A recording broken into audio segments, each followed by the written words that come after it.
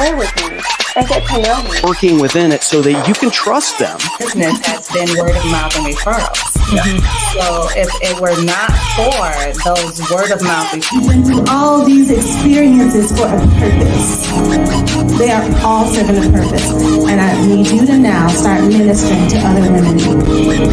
They need to know their value, their worth. They need to know how loved and they are. They need to know that I see them. I see what they're going through.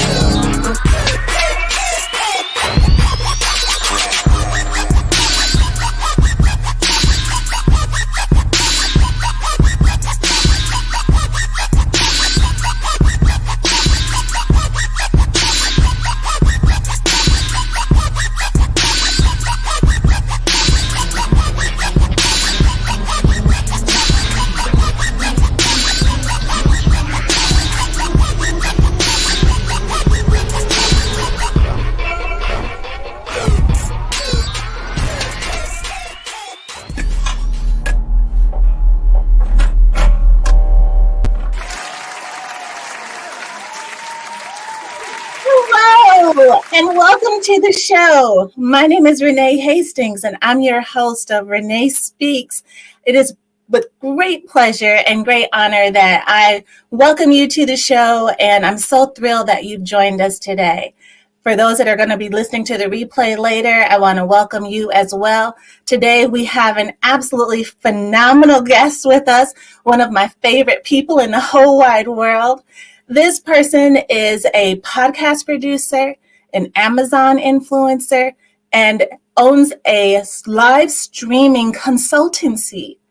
He is all things podcast, all things live stream, and comes with so many years of audio expertise that I cannot wait to share with you our very own Chris Stone. Yay!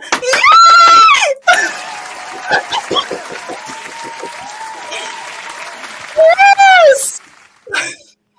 Wow. Oh, Holy smokes. Holy smokes. The applause. Please, everyone, please calm down. That's amazing. Renee, it is amazing to be here, not only with you, because one of my favorite parts of the week is where we get to connect, you and I, and work on our collective businesses. And just am so excited for you and this show. And there's, for me, being in the business that I'm in, there is nothing more exciting than your first show.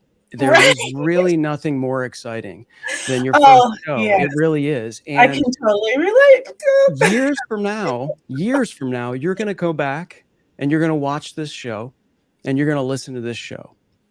And you're actually going to be maybe a little bit, not ashamed, but you're going to look at it and go, look how far I've come.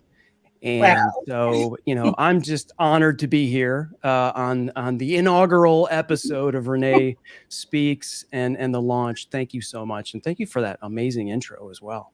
Oh, man, I truly, could not be more honored, could not be more thrilled. I know that, as you said, looking back, years from now, when I look back on this episode, I know that this is going to be one that's going to be embedded into my brain, and I'm going to be like, Chris, I'm going to need you to carry us because you're the one who knows what you're doing.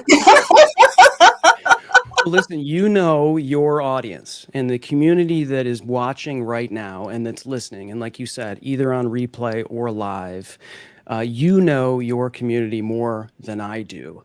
And one thing that I really loved about the conversation that we had prior to this is you knew exactly what the content that I could deliver to serve your community. And I think there are so many people that I talk to that, maybe disqualified, I guess, as a podcast client, is that they don't know how to serve their community. They don't even know who their community is. They don't know who it is that they're speaking to, because once you understand who you're speaking to, the Renee Speaks community, once you know who that is and you know exactly who that person is, that, call it an avatar, although it's not that new movie with all those weird blue people. And once you have that person in mind, what they're going through. You know what they need to do. If they're an entrepreneur, what their struggles are. If they're a woman, what their specific struggles are, right? And so you understand who that is. And when you know their struggles, you know that what you have is the medicine to fix those problems, and that becomes your content. That becomes your podcast. And so many people get it wrong. And I love the fact that before episode 1 and the big red light came on, you knew exactly what your community wanted and what they needed in order to become successful. So thank you for that. And I think you're years ahead of so many other people that have hundreds of podcast episodes already. Wow. Well, thank you so much for that great compliment. That means so much coming from you. Truly, it does. My purpose and goal for this podcast is to basically support women entrepreneurs on their entrepreneurial journey. I know when I started on my journey back in 2000, even before then, when I owned a business before the one that I own right now, it was not an easy thing. There were some sacrifices that had to be made. There were so many late nights. There were so many missed meals and missed events. And as a mom and as a wife and as, and a full-time employee, there were so many sacrifices that had to be made. So when I started on my current journey, I just figured I cannot be the only one who has dealt with things, had to overcome some things, had some things revealed to me that I did not even know were things along this journey. And so I just thought, what better way to show women that, number one, you're not alone. Number one, what you're going through, or number two, what you're going through is so relatable. And number three, we are in this together. There's a whole community of support out here for you, of people who can speak into you, people who can give you guidance, tips, tricks, things to avoid, things to do, things to maybe do differently, all of that. I'm hoping that this platform and every single guest that I bring on will be able to speak into that, so that in every episode, there's at least one nugget that they can take away and say, oh, that's going to help me. Oh, that's going to help me on this journey. Oh, I can avoid this pitfall if I do what this guest says. So I'm just so beyond thrilled. I haven't said beyond thrilled like 100 times already. That's okay. That shows that you are thrilled. But it's amazing to me. And I sort of said it before. And, here I am looking at this chat that's lighting up with friends, Carla, Tori, thank you, Jim, and Della and Dan, and these folks that are chiming in. This is really what it's a part of, right? This is like, when we work with people and we talk, and people are sort of like, why are we going live? Why are we not just recording this podcast? Mm-hmm. And then I'll ask them, well, why are you afraid to go live? Because if you're, and we can use this as a recording session. And I've already said and and all of these things. But this is, ladies and gentlemen, this is Renee Hastings. This is the person that I know. This is the person. This is the, you want to call it, transparency, keeping it real, all of that stuff. When you go live, this is it. Like if something were to happen, if a dog was barking or my chair fell out from underneath me, you would see it. It would happen. And so this is another reason why I love shows like this, is that you can talk to the folks in the community and say, Tori just is loving it right now, and Carla can't hide her excitement. All of these people are engaging, and this is creating a safe place, a community where you can share in these things. And the fact that exactly what you're doing is, I'm beaming with pride. So I feel like maybe I had a little bit to do with that. Maybe my thumbprint is on that, I guess, a little bit. We do work together, and maybe we'll get into that a little bit. But I want to be able to serve your community today. So Renee, please let me know if there's anything that I can do, or if you've got anything for me that I can dig into and help anyone on their journey. Yes, absolutely. And I have to say that this day would not be possible were it not for your inspiration and encouragement and support and allowing us the opportunity to work together with you to kind of get our feet wet, to see what it even looks like. Like, what is this podcast business? I don't do this thing, but you make it look so easy. And there's so many people benefit from the shows that you produce, which we can definitely talk about a little bit later as you share with us your journey of how you got to where you are and the lessons learned and things like that. And I just love that Dan is joining us so that he can get in touch with his feminine side. Get in touch with all the sides, Dan. All the sides. All the sides. Right. So, Chris, tell us, how did you get started? I know that you had a career with Sony. Tell us about your career with Sony. How did that translate into what you currently do? What do you currently do? What is the audience that you serve? Who is your audience that you serve? Who are your ideal clients? Tell us, give us all the stuff. Okay, I'll answer all 16 of those questions right now, Renee. I started in the music business at Sony while I was still in college. And so I went to college in Nashville, and I have always been a part of music. Not necessarily the music business initially, but one of my earliest memories was my dad playing trumpet in the house and playing, big band records from Glenn Miller and John Coltrane. My favorite things was this thing that I knew before I watched The Sound of Music. And so this music was a part of me, and it became an innate creative thing for me. I have 3 rules in life, really, every day. And one is to create more than I consume. Second is to make my wife laugh, because I mean, you see this face. I love that She married me for my sense of humor. And third is to listen to music, because for me, listening to music is my creative gasoline. That's what gets me going. And so, some people meditate, some people pray, some people have journaling or things like that. Listening to music is really what does that for me. So who's your favorite artist? It's Miles Davis.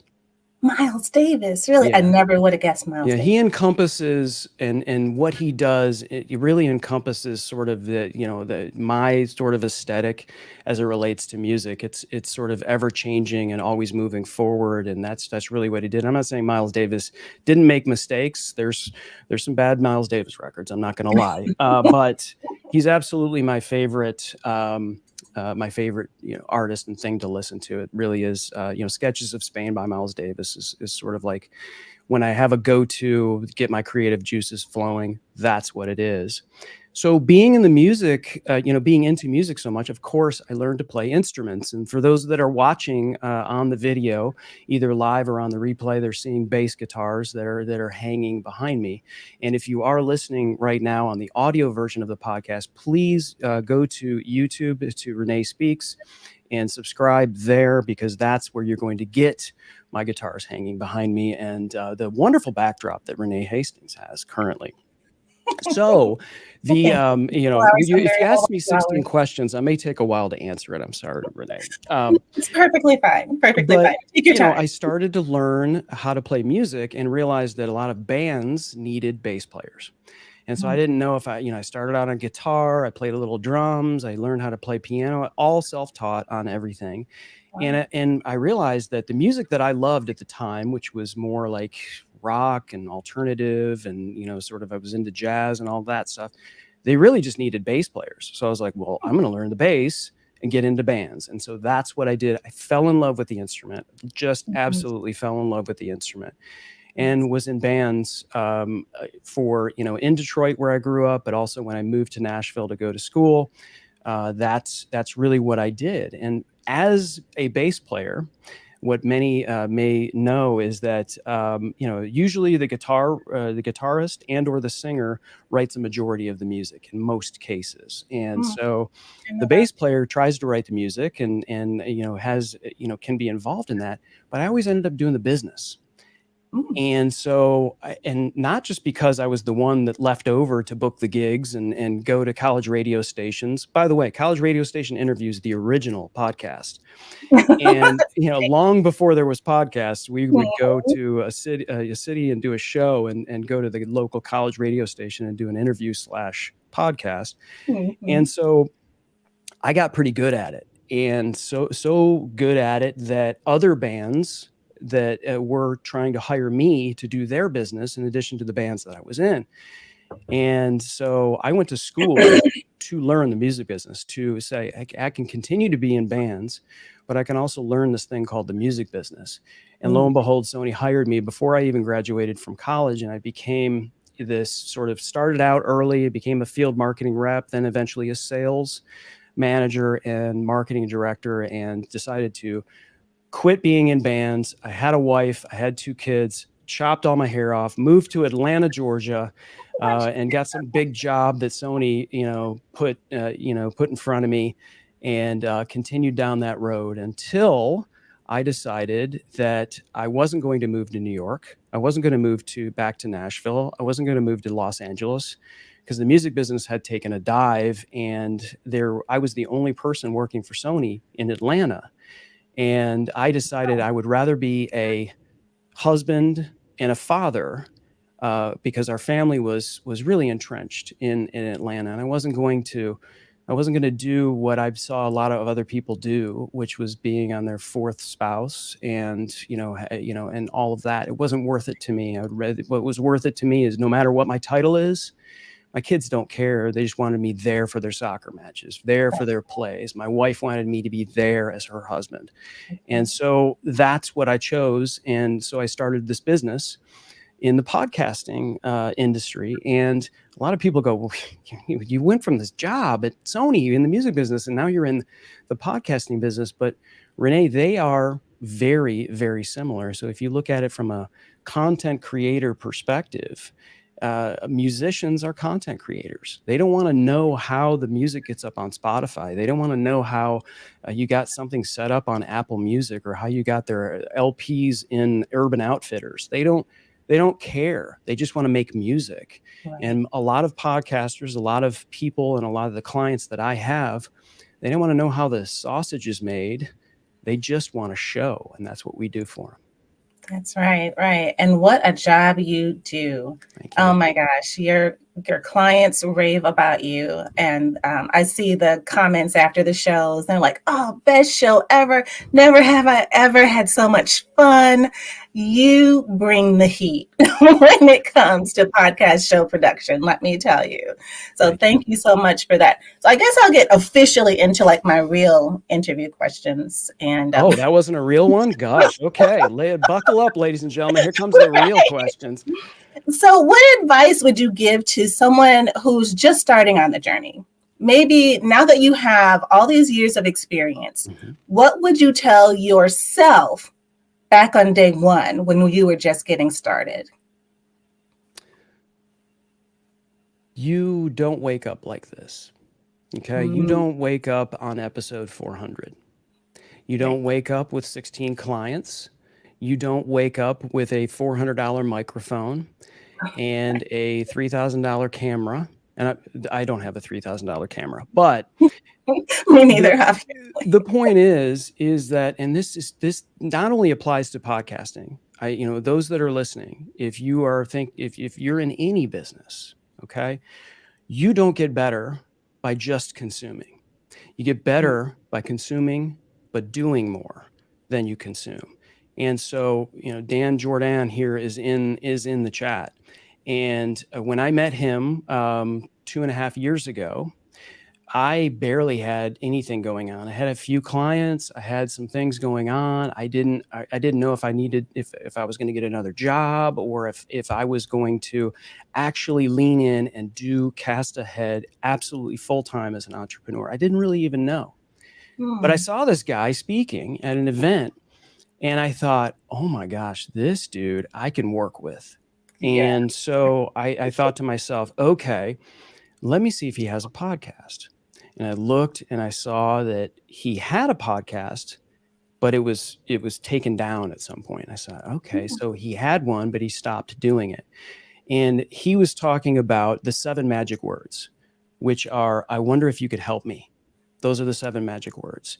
And he did a live cold call, and he did the whole thing, right? And I was like, I'm going to work with this guy. And so after he was done, he was selling books at this event, and he was signing books. And I walked up to him and I said, I wonder if you could help me. Love it. And he of course, right, grabs his attention. This guy listens to me. And I asked him, I said, I held my phone out too, just to, have it be a little bit more dramatic. And I said, can you let me know what your podcast is? And he understood why I was asking that, because he's a salesperson. He's very intuitive, and he knew he didn't have a podcast. And he looked at me and he said, "So you make podcasts?" And I said, "Yes, I do." And I said, I'd love to be able to talk to you about doing a podcast. And so I did not at the time have much at all in terms of what you see now in the clients that I have. And the conversation with Dan, he was very patient and in sort of like working with me. And I think as someone that's new, you need a sandbox to play in. Like right now, we're on your first show of Renee Speaks. You're doing it. Like this is rep number 1. Okay. Show number 2 is going to be better than this show. Hard to believe, ladies and gentlemen, that you can have a show better than this right now.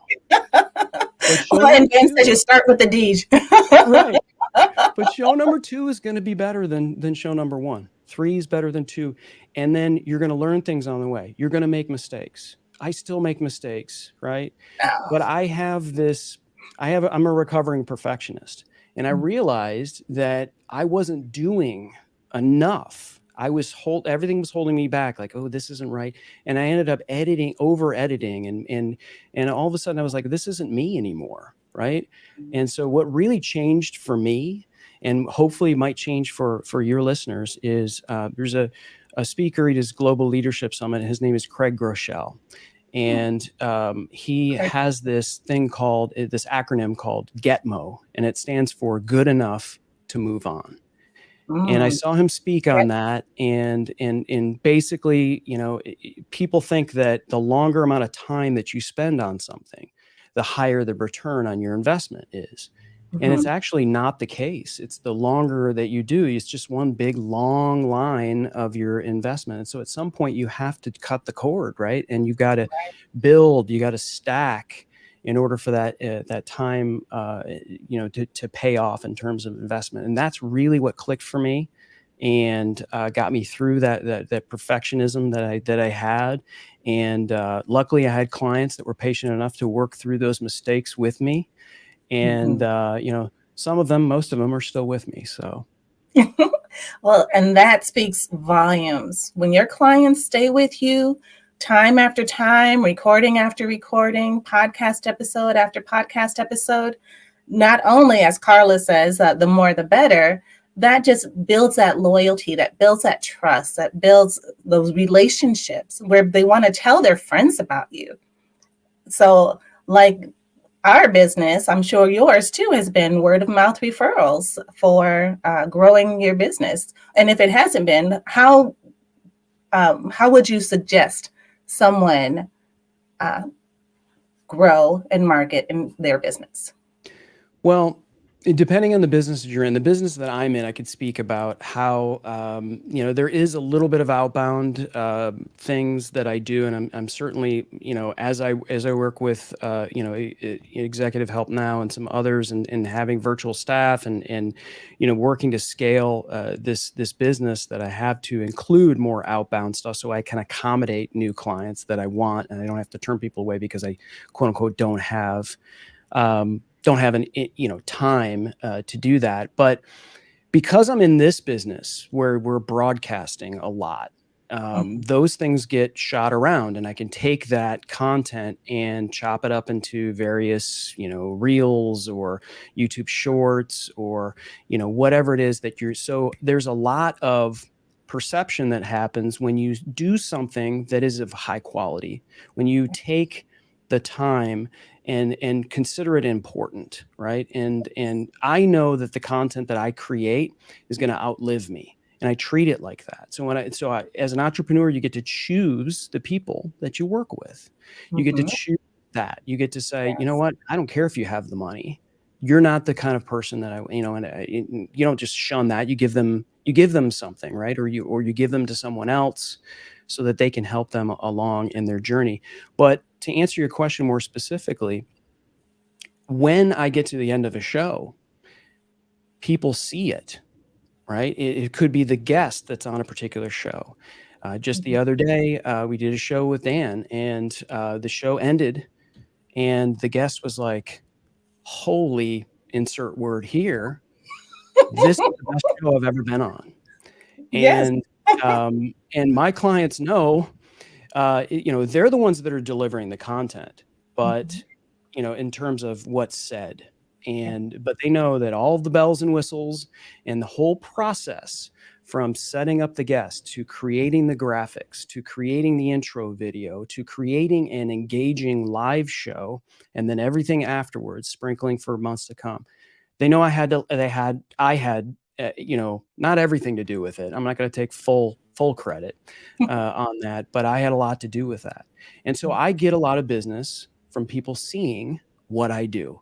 So my outbound really is promoting the clients that I have, knowing that I made that content, if that makes any sense. It's not necessarily like, and I do get referral business. Dan's been a huge fan, obviously, and promotes the business that I have, and the other clients do as well. But a lot of the business comes from people seeing it and just going, "Holy smokes! Who does that? Who did that video? How does that work?" And then they immediately say, "Call Chris Stone," or here's the LinkedIn. Here's the link. Okay, I think we're frozen. See, if you didn't know it was live, now that you know we're live. All right. Okay.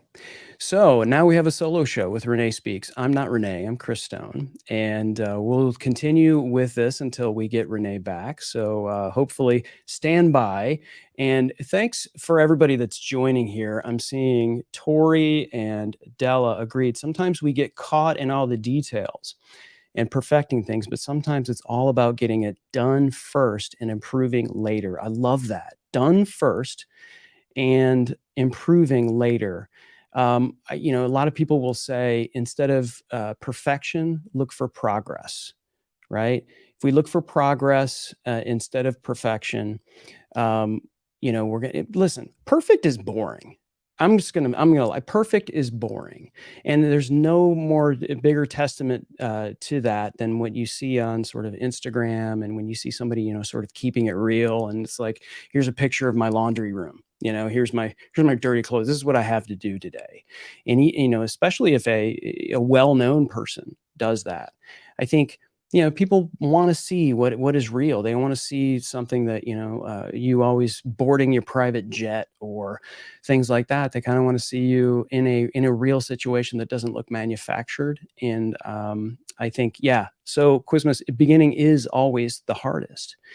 And one thing that I would suggest on that is, if you're having trouble starting, and maybe it's for video, and I'm just going to give you an example of this, and Quizmas, let me know if what type of business that you are in. But for the people that I work with, if they have trouble maybe going live on video, I just tell them to, hey, record yourself, because no one else is going to see it but you. But if you want to show it to someone and have them, give you some constructive feedback, you can do that. But you have to be ready to listen to that and receive that feedback on that recording, and then act on it, because they have your best interest at heart. So Renee, you're back, and we did what we call in the business of stretching, right? So listen, I've done this a few times, and Yes, if you didn't know it was live, you now know, right? Thank God. You're the best stretcher ever. So thank you so much for that. I have absolutely no idea what happened. The internet just completely shut down, and I'm like, what in the world? But thank you so much for just continuing to keep it going, keeping it moving. I noticed a couple of items in the chat. Folks are saying that the beginning is the hardest, and that Dan says that every show I do with Chris, the person interviewed, says that this was the most well done, well produced show that they've been on. And I am a witness. I can definitely agree. As a guest on Dan's show, it was where Chris and I first met, that it was such a fantastic experience. And I was like, oh my gosh, can we do that again and again and again and again? It was so amazing. So thank you so much for that. And I believe as we were getting ready, as we kind of lost my audio, one of the things that you were talking about was the importance of just remembering that you're speaking to an audience, and long after this recording is over, it's going to live into perpetuity. That's right. And so you want to definitely be giving something that people can resonate with, and that speaks to them and their spirit and helps them being able to do whatever it is that they need to do. And Chris says, like writer Elizabeth Gilbert said, done is better than good. Sometimes trying to do good or perfect prevents us from ever finishing, and we get stuck in the planning stage of our projects. So yeah, definitely. I love the GETMO acronym, good enough to move on, because we can get stuck into that, perfectionism and paralysis by analysis, I think is another way that some people put that. So I truly, truly appreciate. Yeah. Well, look, we don't come back from the gym the first time shredded, right? I mean, we know that, in order for you to live more healthy, you exercise and eat better, right? Everyone knows that, but not everyone does it. That's right. Not everyone does it. And so I think as it relates to this, in order to get better, you have to do it more often. So, and another thing that worked for me is Pat Flynn, who's a passive income podcast. He will, sometimes when he speaks, he'll play you his first podcast that he ever did. And it's almost like it's not even the same person. And it's really sort of cringy and awkward, like, oh my gosh, but he did it. And it was brilliant, because that helps people when they realize, well, if he started like that, I'm already better than that. Right. So I can do this. And you talked a little bit about knowing that, and what I mentioned earlier, treating your content with more importance. I think when you're starting out, I think you don't think about that as much, because if you're already somewhat of afraid of getting on camera, if you're thinking about this content living forever, that can create some fear. But I think once you get into it and you start to realize, and it usually takes about 20 or so episodes, right? So set yourself a goal and say, in about 3 months, I should be having fun. And if it's not fun for you, I used to say, Renee, hey, keep going. But eventually, I think by episode 30, and if they're not having fun, you can hear it and you can see it. And no one wants to hear or see someone that's not having a good time and is passionate about it. And it's really just, listen, if you need a podcast, maybe you need to find somebody else to kind of do it for you, or maybe this might not be for you, but having fun is important. And so when you get to that point, and you have these episodes built and you're having fun, then you say, listen, when I'm dead, okay, nobody gets out of this thing alive. I'm sorry to make it dark so early for all of you in episode 1. This content, today's show, will outlive me. The content that we chop up later, this episode will live on the interwebs as long as Elon Musk allows it. This will live and outlive us. And so if you know that, why not treat this as a legacy for you? Like, maybe what I just said 10 minutes ago impacts someone, like the people that I've mentioned, whether it's Pat Flynn or Craig Rochelle or all of these people. That's going to impact people for years. Those guys will be dead, and somebody else will go this. And how many times have you heard somebody say, well, Zig Ziglar said this, or so-and-so said this. And, some of those people aren't around. Yeah. And yet they're still impacting people. Absolutely. That's really what I'm doing it for. I'm doing it so that when I'm gone, I have some sort of legacy, and not just my own voice, but the voices of the people that I work with. Right. And that is so noble, and a really great attitude to go into it with, because it's not about us as hosts. It's about speaking life, speaking a word, Come on. people who need it. And especially in the times that we live in, there's so much up and down, turmoil. You just don't know what the next day is going to bring. And so if you got 2 seconds to come on live and share something that speaks into that moment, that encourages, that lets people know you've got this, you can do this. You're not alone. We're here for you. We're with you. Go for it. That's what I said in one of my interviews. Go for it. Don't give up. Those words could be hitting a person at just the time that they need it, and can be the difference maker. And that, not just that day, but the impact that it could have from that day forward for that person. So I love it. More. Yeah. I love it. And I love it. And you're going for it today. Today's the testament of you going for it. And I know the folks that you work with had something to do with reminding you that you said that. And yes. Thank you, that helped. Yes, May's awesome. Oh, she is. She's behind the scenes, but man, I'm telling you, she is making it happen today. And when we first started talking about it, and I was like, oh, I don't know. And she said, just go for it. I was like, okay, I'm going for it. So, and I haven't looked back and have no regrets. And it is my hope and desire that not only will episode 30 still be fun, but episode 300 will be even more fun, just because I love fun. I love being happy. I love bringing joy, and I love helping other people. And so this is an awesome way to do that. And I just am so grateful to you for exposing us to it, that this could actually be a thing that we can also join in with you on. It's fantastic. Yeah. Well, the first time that you were on Dan's show as a guest, I had no idea who you were. But, it just comes to the point of, at some point, our voices are not for everyone. So there's probably someone that might listen to this or watch this and just be like, this isn't working for me. And that's okay.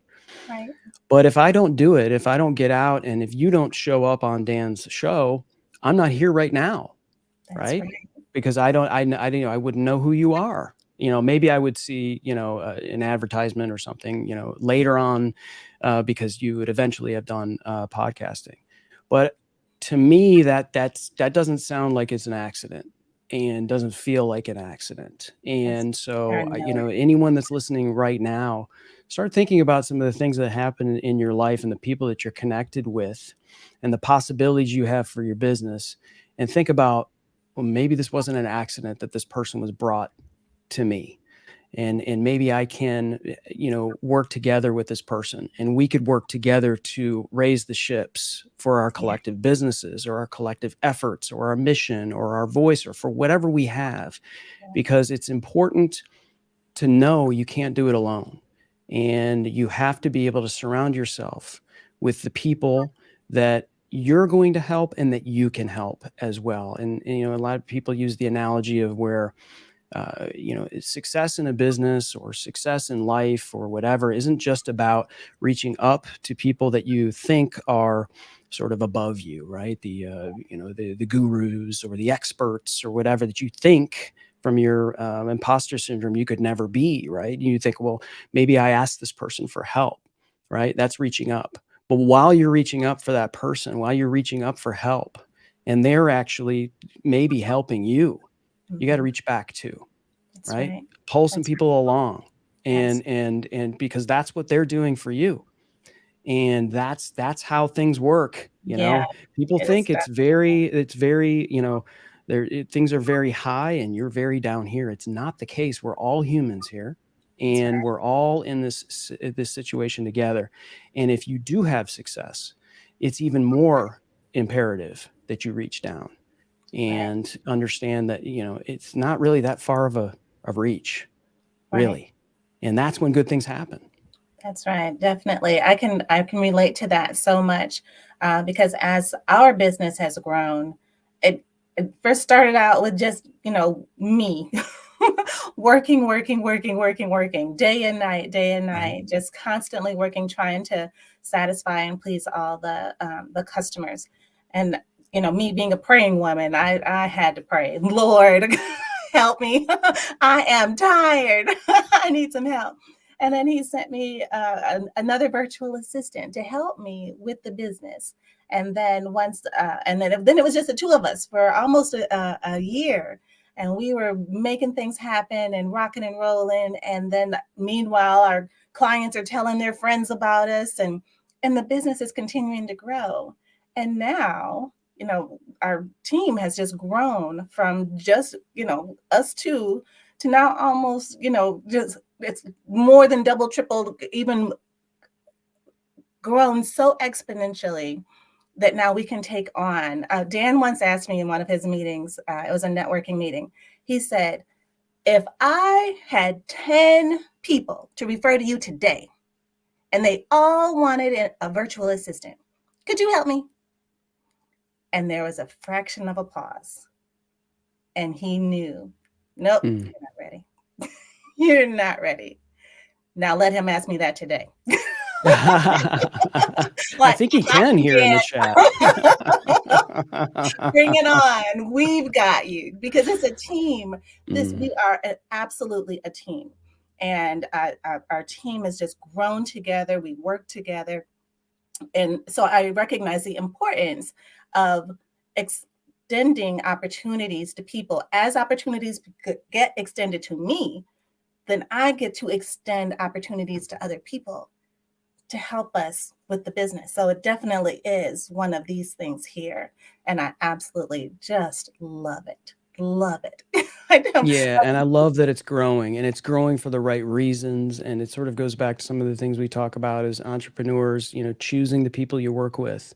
Right. Maybe early on it's like, oh, I'll take any client that I can get, or any employee that I can hire, or any, because I'm so, but it's so important to realize, and somebody said this in a networking meeting, like, one of the greatest things about being an entrepreneur is not just the fact that you get to, not necessarily work in the business or on it or whatever that is, but you get to choose the people that you work with. And if you work for a company, you don't have that choice. Even if you're the manager, sometimes the hiring manager, you don't have that choice, believe it or not. So it's a testament to how great of a team that you are. And I know you're a humble person, but how great of a person you are, and how you have that visionary mindset, and know that you want this business to flourish that you're in. And so the components and the type of people that you need to have around you. And I'm just so excited that you're now doing this and doing a show that, is for entrepreneurial women more specifically. And so, if someone is listening here and is watching this video, there's an Edison research report that just came out last month. And, we all know sort of podcasting is hot, right? Everyone, like, this is, everyone's talking about it, but it has tapered some overall. But what hasn't tapered is the amount of women who are listening to more podcasts. So as podcasts overall is going down, the gender gap is closing. And so you're getting, I'm not saying there is more women than men that are podcast listeners, but it has grown. And so the research actually was that they asked these women, what, their thoughts on certain things. And there was a huge amount of that, increased women listenership that said that they wanted to have more women's voices on podcasts. Wow. More women's voices. And so here you are, on episode 1, a massively successful episode, in my opinion, even though at times, the internet doesn't cooperate. We stretched and kept it alive. Yes. But You you. know, there are so many women that are going to be impacted by this, and you're taking advantage of that, not intentionally. You wanted the show no matter what. Like if women's listenership was down, you'd still be doing it. Yes. But the good news is it's not.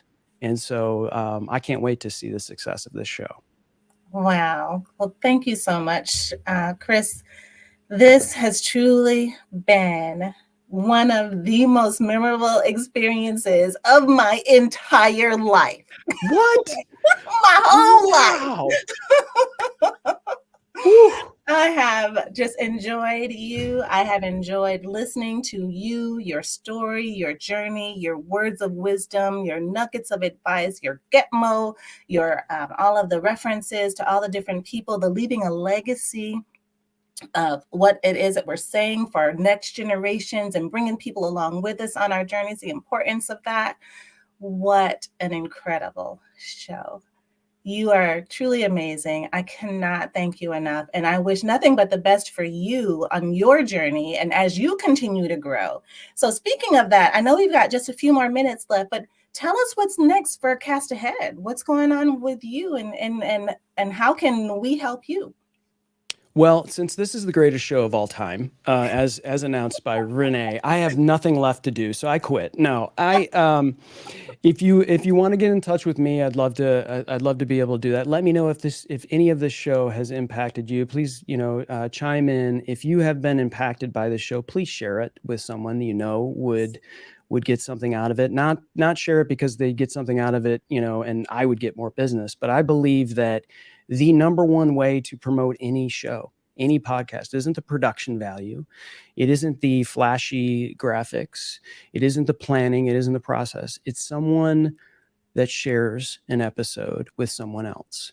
And so, Tori, Chris, Stella, Dan, all these folks that are here in the chat, share this with someone you think would be impacted by it.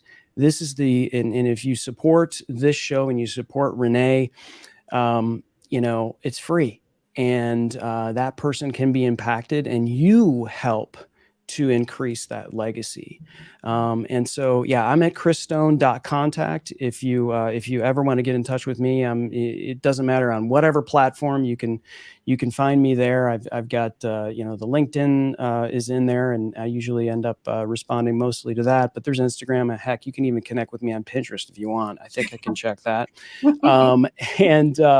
So that's really it. And I think to answer your question more specifically, we are scaling out and taking on more clients for sure. And that you're a part of that with me. Yeah. And obviously focusing on building the efforts that we do on Amazon. And so if you're interested in what we do on Amazon as Dealcasters, as Amazon influencers, which we didn't get into, that's fine. You can, hi, look at that. We have major production here from May. Thank you for that. That's the show I do on Amazon called Dealcasters.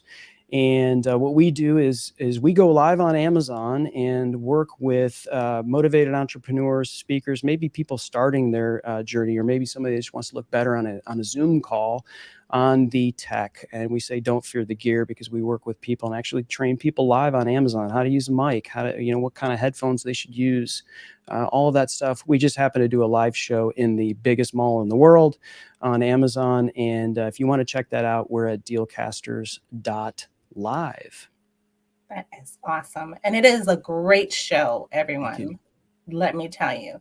I did get an amazing referral for a camera that I absolutely love.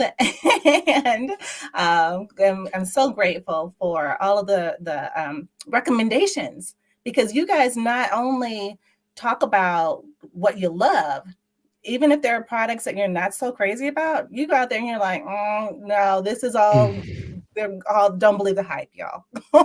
Don't believe the hype because it does this, it does this, it does this. We would recommend something else. And I really appreciate that authenticity and the fact that you're not just out there saying yes to everything. You're being real about what it really is. Yeah, it's a long game. It's a long game for anyone who has a brand. Is, when you start to see success and you get, approached by companies or brands, if you don't believe in that company or that brand and you know it's going to reflect on you eventually, probably not a bad idea to not work with that. So it's much more of a long game in that respect. And if you can, again, sort of going back to the legacy thing, it's like, you have to think about things more in the future, not just in the moment, not just in the live show, that this content outlives us. And if I ever were doing a video on Dealcasters talking about something I didn't believe in, I couldn't live with myself and probably wouldn't sleep at night. So it's just something that we do. And sure, are we leaving some money on the table? Probably. But I just think that, the overall brand and the long game perspective is more important than that. Absolutely. And we thank you for that. Well, thank you. This has been so amazing. And I know we've gone long, and I appreciate everybody that's hung out here in the chat and joined. Again, please support this show. I'm like, Renee, I'm your biggest cheerleader, and you know that just because you're one of my favorite people on the planet. And I can't wait to see this thing just succeed and climb mountains for people. Awesome. Well, thank you so much, Chris. This was truly an amazing experience. Thank you for making it so great. And with that, we will wrap for today. And until next week, we will see you soon. Take care. Bye.